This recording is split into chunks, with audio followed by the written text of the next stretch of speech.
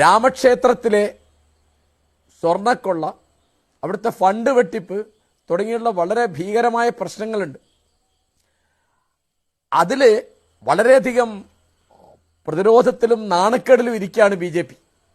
അപ്പം അവരൊരു വൈകാരിക പ്രശ്നം പുറത്തേക്ക് വിട്ടതാണിതെന്നാണ് എനിക്ക് മനസ്സിലായത്. കാരണം ഹിന്ദു വികാരത്തെ, മറ്റുള്ളവരുടെ മതവികാരത്തെ ഉപയോഗിച്ച് ചേരിതിരിവുണ്ടാക്കുക. അപ്പം ഇനി നിങ്ങൾ മറ്റൊക്കെ മറന്നു പോകും.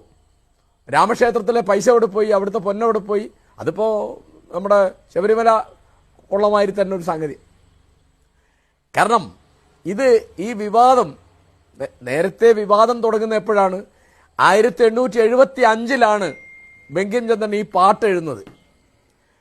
1882 അദ്ദേഹത്തിന്റെ ആനന്ദമഠം എന്നുള്ള നോവൽ ഈ പാട്ട് ഉൾപ്പെടുത്തുന്നത്.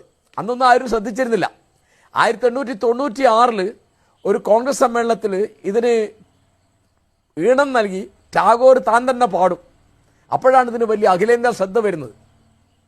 അത് കഴിഞ്ഞ് എത്രയോ കാലം അത് നമ്മുടെ ദേശീയതയുടെ ഒരു അടയാളമായിരുന്നു, ഒരു സംശയമില്ല. 1905 ലോർഡ് കഴ്സറിന്റെ കാലത്ത് ബംഗാൾ വിഭജിച്ചപ്പോൾ അതിനെതിരായിട്ട് ജാതിമത ഭേദമില്ലാതെ എല്ലാവരും ഈ പാട്ട് പാടിയിട്ടാണ് അതിനെ എതിർത്തത്. അപ്പോൾ ബംഗാളി അഭിമാനത്തിന്റെ ഒരു പ്രതിരൂപം കൂടിയാണ് ബങ്കിംചന്ദ്ര ചാറ്റർജി. അന്ന് 1911 ബംഗാൾ വിഭജനം റദ്ദാക്കി. ഇത് കഴിഞ്ഞിട്ട് അപ്പോഴും ഈ പാട്ടുണ്ട്. അതിന്റെ ചരിത്ര പ്രാധാന്യത്തെ പറ്റിയൊന്നും എനിക്കൊരു സംശയമില്ല. നമ്മുടെ ദേശീയ പ്രസ്ഥാന ചരിത്രത്തിൽ ആ പാട്ടുണ്ട്. ആ പാട്ടിനെതിരായിട്ട് വിശ്വാസപരമായൊരു പ്രശ്നം പിന്നീട് വന്നു. അന്ന് ഉന്നയിച്ചത് മുസ്ലിം ലീഗാണ് പ്രധാനമായിട്ടും. അപ്പം എന്താണ് ആ പാട്ടിലെ അവസാന ഭാഗത്ത് ഈ ഭാരതമാതാവ് ദുർഗയാണ് എന്നും ലക്ഷ്മിയാണ് എന്നും സരസ്വതിയാണെന്നൊക്കെ പറയുന്നുണ്ട്. അതൊരു ഹൈന്ദവ വിശ്വാസമാണ്, അല്ലാതെ അതൊരു പൊതുവിശ്വാസമല്ല. അപ്പോൾ അന്ന് ഈ തർക്കം വന്നപ്പോൾ ഇതിനെപ്പറ്റി ചർച്ച ചെയ്യുന്നത് ചെറിയ ആളുകളൊന്നുമല്ല. ഒന്ന് ഗാന്ധി, അദ്ദേഹം പറഞ്ഞത് ദേശീയമായ ഒരു ചിഹ്നം ആളുകളെ ഭിന്നിപ്പിക്കാനല്ല ഒന്നിപ്പിക്കാനാണ് ഉപയോഗിക്കേണ്ടത്.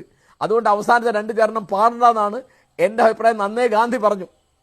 കോൺഗ്രസ് വർക്കിംഗ് കമ്മിറ്റി ഇത് വരുമ്പോൾ ഈ കാര്യം ആലോചിക്കുന്നത് ജവഹർലാൽ നെഹ്റുവാണ്. നെഹ്റു നേതാജി ബോസിന് കത്തെഴുതി ചോദിക്കുന്നത്. നേതാജി ബോസും നെഹ്റുവും കൂടി ടാഗോറിനെ ബന്ധപ്പെടുന്നു.